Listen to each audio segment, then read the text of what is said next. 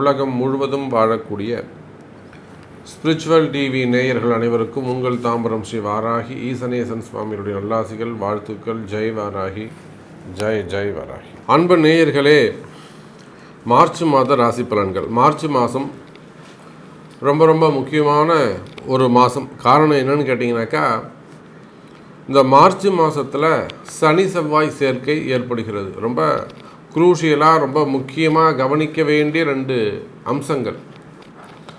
போன மாதம் பிப்ரவரி மாதம் நற்பலன்கள், சுப பலன்கள் ஏற்பட்டது, நல்லாவே இருந்திருக்கும், நல்ல மகிழ்ச்சியாக போயிருக்கும். ஆனால் இந்த மார்ச் மாதத்தை பொறுத்தவரையில் அன்பு நேயர்களே, கும்பத்தில் இருக்கக்கூடிய சனி பகவானோடு பகை வீட்டில் செவ்வாய் பகவான் சேருகிறார். அது ஒரு முக்கியமாக கவனிக்கப்பட வேண்டிய ஒரு விஷயம். அதோடு மட்டுமல்லது, ராகுவுக்கு 2-12 அந்த சனியும் செவ்வாயும் உட்கார்றாங்க. ஸோ சனி செவ்வாய் சேர்க்கை அவ்வளோ சிறப்பு இல்லை. அதோடு மட்டுமல்ல, பகை கிரகங்களான சனி சுக்கிரன், அங்கேயும் சனி சுக்கிரன் சேர்க்கை ஏற்படுகிறது. அதே போல் பகை கிரகங்களான, நிலையான பகை கிரகங்களான சூரியன், ராகு, அங்கே சேர்க்கை ஏற்படுகிறது. மீனத்தில் இருக்கக்கூடிய ராகுவோடு சூரியனும் இணைகிறார்.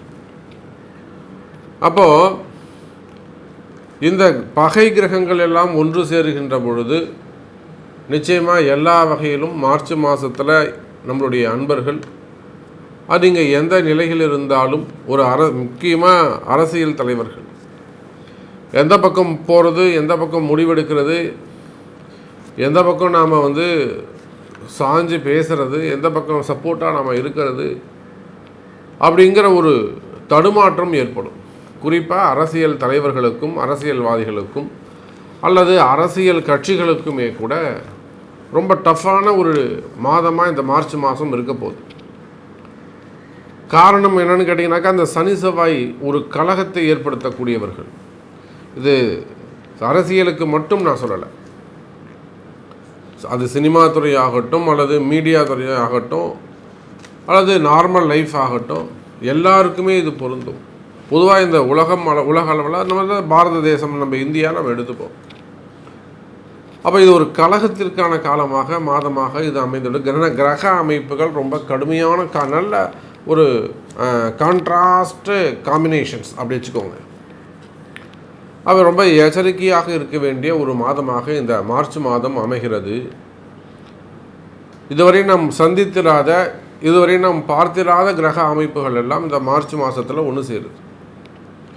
மிகுந்த எச்சரிக்கையோடு இருக்க வேண்டும். குறிப்பாக ஃபேமிலி சப்ஜெக்டில், கணவன் மனைவி சப்ஜெக்ட்னா சூரியன் அங்கே ராகு, சூரியன் ராகு, அதே போல் இங்கே செவ்வாய் சுக்கிரன் சனியோட போய் சேர்ந்துக்கிறாங்க. சுக்கிரனும் செவ்வாயும், ஆணும் பெண்ணும், கணவனும் மனைவியும் யார்கிட்ட போய் சிக்கலில் மாட்டிக்கிறாங்க? சனியுடைய சிக்கலில் போய் மாட்டிக்கிறாங்க. அப்போ ரொம்ப கணவன் மனைவி அல்லது குடும்பம் அல்லது சூரியன் சனின்னு வச்சுன்னா பிள்ளைகள், சூரியன் ராகு அரசியல் தலைவர்கள், அரசாங்க உத்தியோகம் செய்யக்கூடியவர்கள், அரசாங்கத்தில் நல்ல உயர்ந்த பொறுப்புகளில் இருக்கக்கூடியவங்க, அரசாங்கத்தில் நல்ல பதவிகளில் இருக்கக்கூடியவங்க, கவர்மெண்ட் ஜாபில் இருக்கக்கூடியவங்க, அல்லது கவர்மெண்ட் ரிலேட்டடாக அவங்களுக்கு ஏதானும் டெண்டர் ஒர்க் எடுத்து செய்யக்கூடியவங்க, சப்போர்ட்டிவான பேக் அந்த பின்னாடி இருந்து ஒர்க் பண்ணி தரக்கூடியவங்க. அப்போ இந்த மாதிரி காலகட்டத்தில், இந்த மாதிரி சூழ்நிலையில் இருக்கக்கூடிய அன்பர்கள் எல்லாம் மிகுந்த எச்சரிக்கையோடு நடந்து கொள்ள வேண்டும். அதோடு மட்டுமல்ல, அங்கே பாருங்கள், சூரியன் ராகு இணைவு, அரசியல் கழகம் உண்டு, குடும்ப கழகம் உண்டு. அதே போல் தேவையில்லாத சிறைவாசங்கள், தேவையில்லை அரசியல் தலைவர்களாக இருந்தாலும், குறிப்பாக அரசியல் தலைவர்களுக்கு தேவையில்லாத சிறைவாசம், இதுவரையில் அவங்க எதிர்பார்த்துருக்கவே மாட்டாங்க. அவங்களுக்கு சம்மந்தமே இல்லாமல் ஒரு அரெஸ்ட் வரல, ஒரு என்கொயரி வருவதற்கான வாய்ப்புகள் உண்டு. அப்போ இந்த மாதிரியான ஒரு கடுமையான சூழ்நிலைகள் ரொம்ப ஜாக்கிரதையாக, கேர்ஃபுல்லாக ஹேண்டில் பண்ண வேண்டிய விஷயங்கள்லாம் அங்கே ஏற்படுகிறது. அப்போ செவ்வாய் சுக்கிரன், செவ்வாய் சனி செவ்வாய் சேர்க்கை சேர்ந்தாலே எப்பேற்பட்ட வற்றாத ஜீவன் நதிகள் கூட வற்றி போகும்னு சொல்லியிருக்கிறாங்க நம்ம ஜோதிட ஸ்லோகத்தில். செவ்வாயும் சனியும் கண்ணியிலே சேர்வாரேயானால் கடலும் வற்றி போகும். கன்னி செவ்வாய் கடலும் வற்றி போகும். அப்போ என்ன ஆகுங்க, நம்மளோட ட்ரை பிளேஸ், அதாவது உங்களுடைய சேமிப்புகள் கரையக்கூடிய காலமும். ஸோ இந்த மாதிரி நிறைய ஹிண்ட்ஸு, நிறைய பாயிண்ட்ஸை நம்ம உள்ளே போய் பார்க்க போகிறோம். அப்போ இந்த மார்ச் மாதத்தை பொறுத்தவரை கிரக அமைப்புகள், மேஷத்தில் குரு, மேஷத்திலே குரு பகவான், அதோட விட்டோம்னாக்க நேர கன்னியிலே கேது, கும்பத்திலே சுக்கிரன், செவ்வாய் மற்றும் சனி பகவான், மீன ராசியிலே ராகு, சூரியன், புதன். இந்த 4 இடங்களில் மட்டும்தான் கிரகங்கள் அமைந்திருக்கு. இதில் 2 வீடுகளில் 3 கிரக சேர்க்கை அமைந்துள்ளது. இதுவும் நம்ம ஒரு குறிப்பிட்டு பார்க்க வேண்டிய விஷயம்.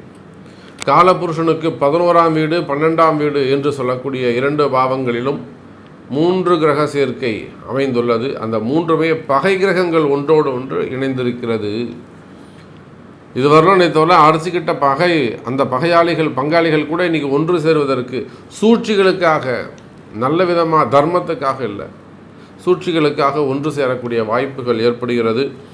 ஸோ வாருங்கள், ஒவ்வொரு ராசிக்கும் எப்படி இருக்குது, இந்த மார்ச் மாதம் எப்படி செய்யப்போகுது, முக்கியமாக நம்ம என்ன ஆஸ்பெக்ட்லாம் பார்க்க போகிறோம் அப்படிங்கிறத ஒவ்வொரு ராசிக்கும் தனித்தனியாக பார்க்கலாம். வாருங்கள்.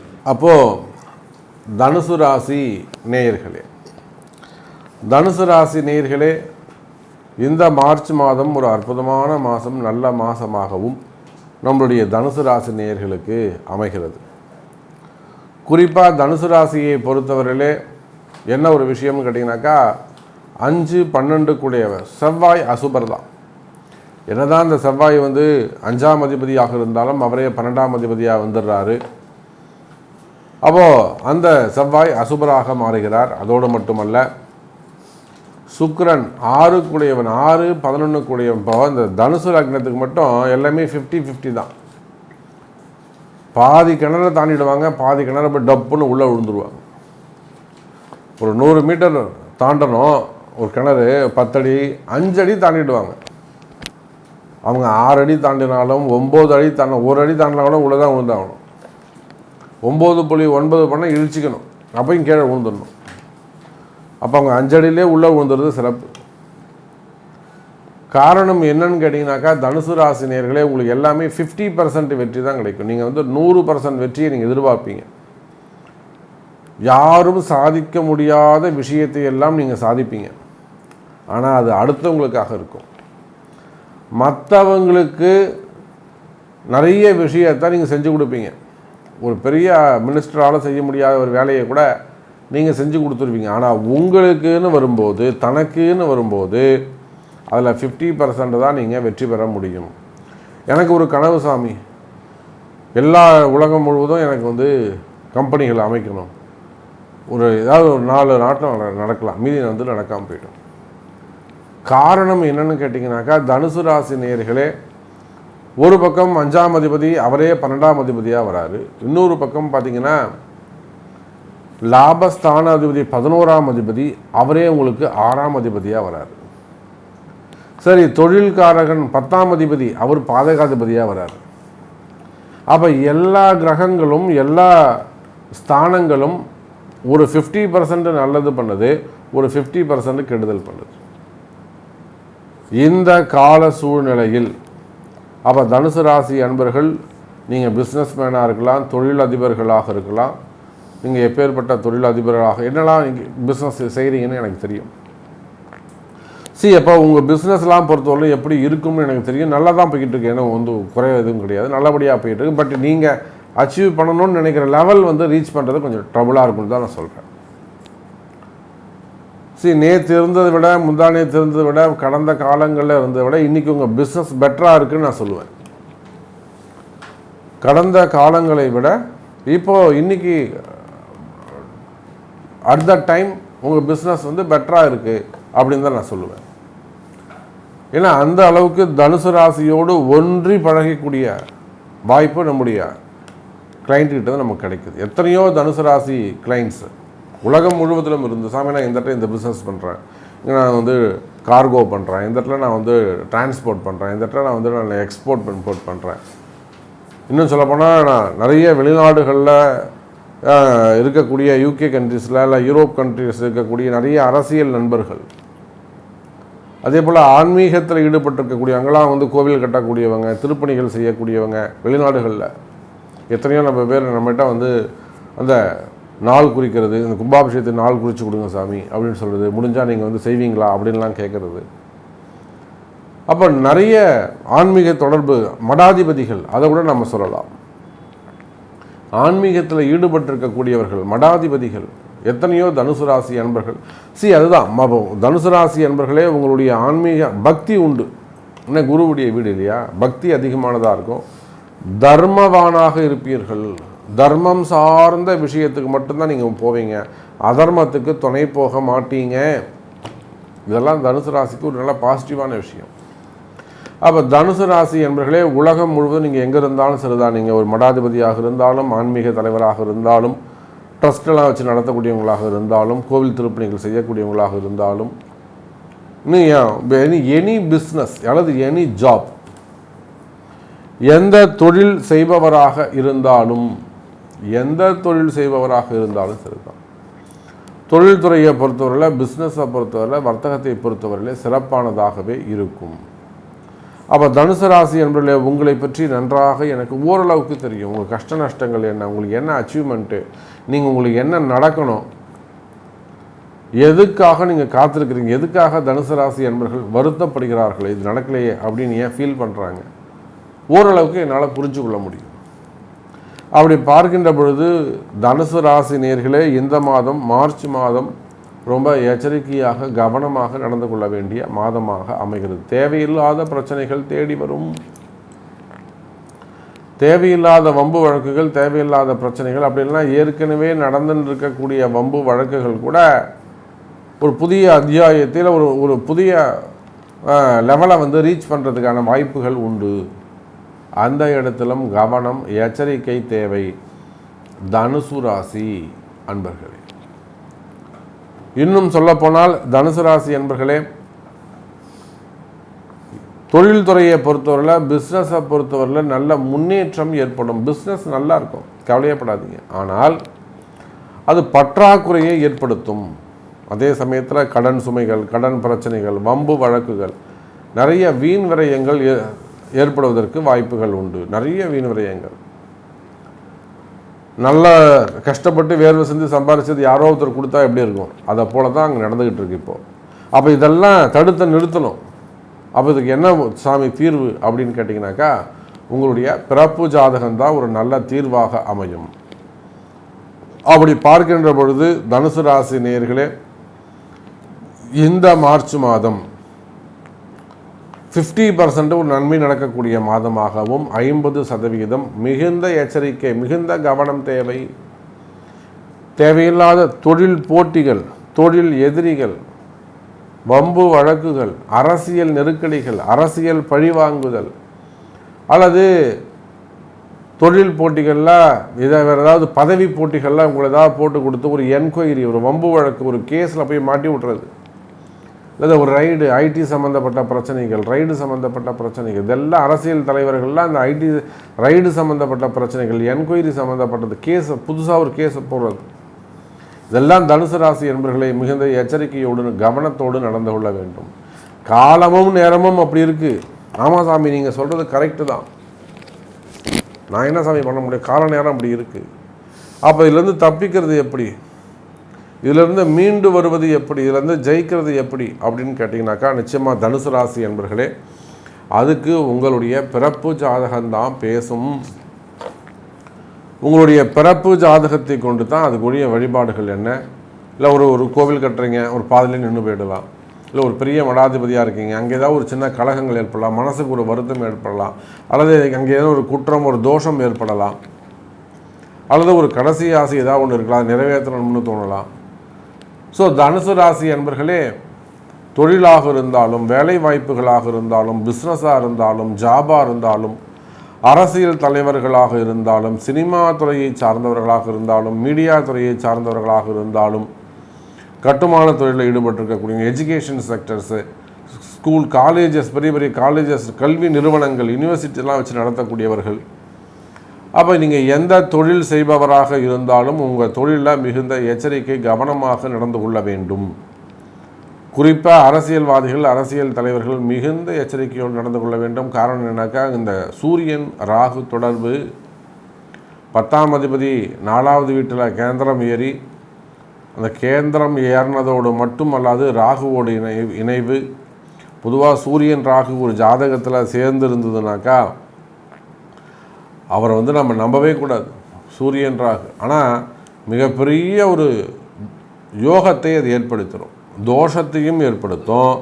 யோகம்னாலே என்னங்க, தோஷம் தானே அர்த்தம். மறைமுகமாக அதுக்கு தோஷம்ன்றது மறைமுக பெயர், நேரடியாக அதுக்கு யோகம்னு பேர். ஒரு மிகப்பெரிய அந்தஸ்து பதவிக்கு வந்துட்டாலே நமக்கு தப்பு பண்ண தானே தோணும், அது மனித இயல்பு தானே. அப்போ அந்த சூரியன் ராகு இணைவு என்பது மிகப்பெரிய ஒரு யோகத்தை கொடுக்கும், ஒரு வளர்ச்சியை கொடுக்கும். ஆனாலுமே கூட அடுத்த நிமிஷமே தரன்னு எடுத்து விட்டுறோம். நிறைய அரசியல் தலைவர்களை நாம் இப்போ பார்க்குறோம், அசுர வளர்ச்சி அடைவாங்க. ஒரு 2 மாதத்தில் 3 மாதத்தில் ஃபெமிலியர் ஆகிடுவாங்க, 6 மாதத்தில் கீழே வந்துடுவாங்க. இதெல்லாம் நம்ம நிறைய அரசியல் தலைவர்களை இப்போ பார்க்குறோம். அவங்களுக்கு நம்ம நிறைய எடுத்தும் சொல்லிட்டோம், அவங்க நம்ம பேச்சை கேட்கல, அதுதான் விஷயம். எத்தனையோ அவங்களுக்கு பதிவும் நம்ம போட்டிருக்கிறோம்.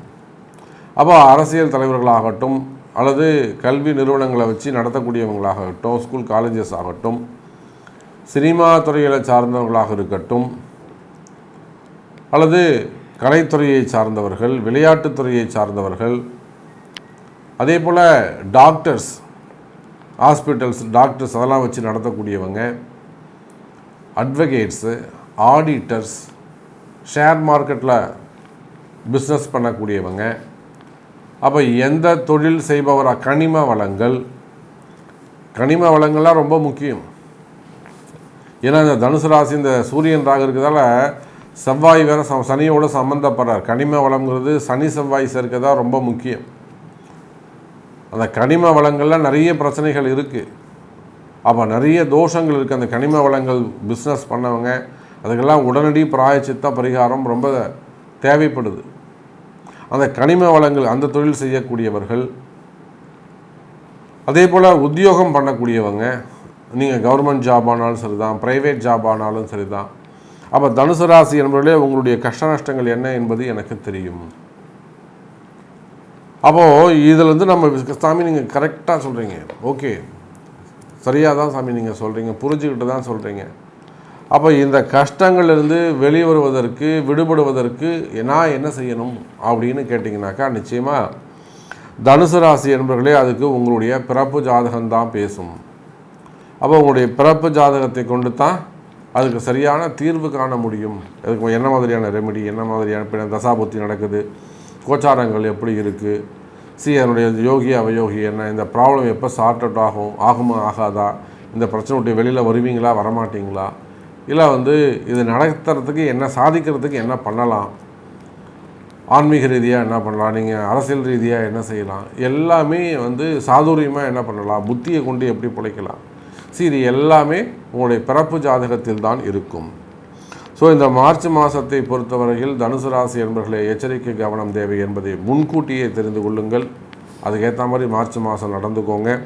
உங்களுக்கு சந்தேகங்கள் இருக்குமே ஆனால், அல்லது இந்த பிரச்சனையை சார்ட் அவுட் பண்ணணும்னாக்கா நிச்சயமாக உங்கள் பிறப்பு ஜாதகத்தை கொண்டு தெரிந்து கொள்ளுங்கள் என்பதை தெரிவித்துக்கொண்டு மீண்டும் ஒரு அற்புதமான பதிவில் சந்திக்கிறேன். ஜெய் வராகி, ஜெய் ஜெய் வராகி.